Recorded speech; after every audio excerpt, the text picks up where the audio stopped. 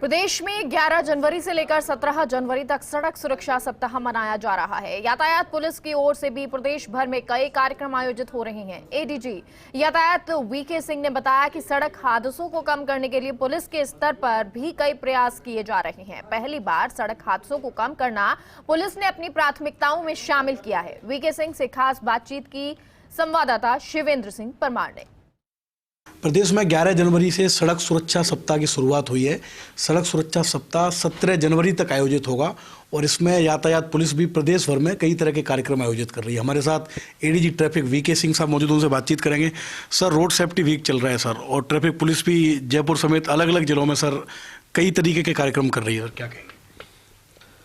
ये जो सड़क सुरक्षा सप्ताह है 11 से 17 जनवरी के बीच में, ये केंद्र सरकार और राज्य सरकार दोनों के निर्देश पे पूरे राज्य भर में पुलिस के द्वारा, जो ट्रांसपोर्ट और रोड सेफ्टी डिपार्टमेंट है उनके द्वारा, जो रोड ऑनिंग एजेंसी है वो भी इसमें शामिल है, सभी मिलके अलग अलग गतिविधियां संचालित कर रहे हैं। उसमें लोगों को यातायात से संबंधित प्रशिक्षण देना, उसके अलावा जो ये टेप लगाते हैं या रिफ्लेक्टर लगाते हैं वाहनों पे, जगह जगह पूरे राज्य में सबसे बड़े पैमाने पे ये रिफ्लेक्टर लगाने का कार्यक्रम चल रहा है। लगभग सभी टोलों पे चल रहा है, जिसमें एनएचएआई के लोग भी इन्वॉल्व हैं, जिसमें इसमें जो अपने आरएसआरटीसी है उनके लोग इन्वॉल्व हैं, अपने बाकी जो रोड ऑनिंग एजेंसी है पीडब्ल्यूडी सभी मिलकर कर रहे हैं।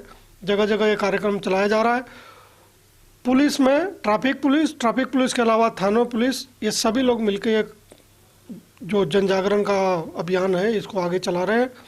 और इस बार जो सड़क सुरक्षा सप्ताह है इसका आयोजन बहुत बड़े लेवल पे और बहुत दूर तक और हर इलाके में लगभग इसकी रीच इस साल हुई है। आपने काफ़ी सर प्रयास किए हैं सड़क हादसों को कम करने के लिए, डेथ को कम करने के लिए, और बीते दिनों एक जानकारी सर आपने शेयर की थी कि कई थाना क्षेत्र ऐसे हैं जहां पहले खूब सारे एक्सीडेंट हो रहे थे लेकिन वहां सड़क दुर्घटनाओं में कमी आई है।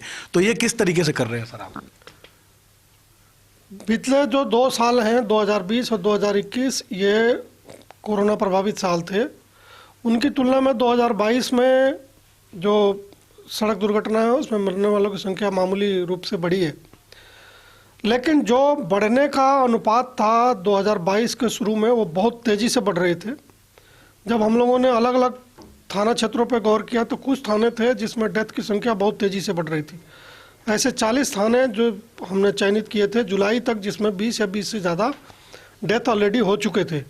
और उनमें जो भी जिस तरह की भी कार्रवाई की जानी चाहिए दुर्घटना रोकने के हिसाब से, यानी जो हमारा दुर्घटना के हिसाब से जो एनफोर्समेंट है, जैसे हेलमेट लगाना या तेज़ गति से वाहन चलाने वालों के खिलाफ कार्रवाई, तो वो सारी कार्रवाई जो पुलिस करनी चाहिए वो हमने वीडियो कॉन्फ्रेंस के माध्यम से एसएचओ को जोड़ के और व्हाट्सएप ग्रुप बना के वो चालू किया।